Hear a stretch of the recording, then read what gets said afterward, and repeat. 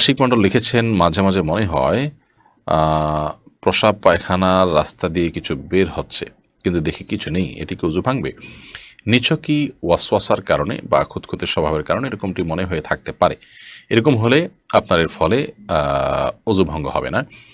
কারণ ইসলামী ফিকহের একটা প্রসিদ্ধ এবং গুরুত্বপূর্ণ মূলনীতি হলো আল ইয়াকিনু লা ইয়াজুলু বিশাক। যে বিষয়ে চূড়ান্ত এবং সুদৃঢ় অবস্থান আপনার রয়েছে, সেখানে কোনো সংশয় সন্দেহের কারণে সেটি কিন্তু দূর হবে না।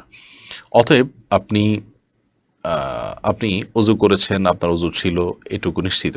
এখন অজু গেল কি গেল না এটা নিয়ে আপনার মধ্যে সন্দেহ তৈরি হয়েছে, ধোঁয়াশা তৈরি হয়েছে।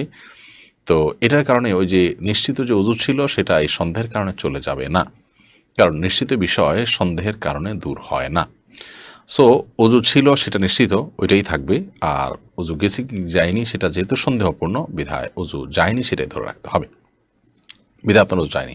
এবং এ জাতীয় ওয়াসওয়াসা দেওয়ার জন্য এক ধরনের শয়তানি আছে, যে মানুষকে এই ধরনের ওয়াসওয়াসা দিয়ে, কুমন্ত্রণা দিয়ে নামাজের মধ্যে রাকাত সংখ্যা ভুলায় দেয়, তারপরে আপনার অজুর ক্ষেত্রে এই ধরনের ওয়াসওয়াসা দিয়ে বারবার অজু করায়, তার ইবাদতের অন্যান্য যে অপরচুনিটি সেগুলোকে নষ্ট করে। তো এই বিষয়গুলো আমাদেরকে মাথায় রাখতে হবে।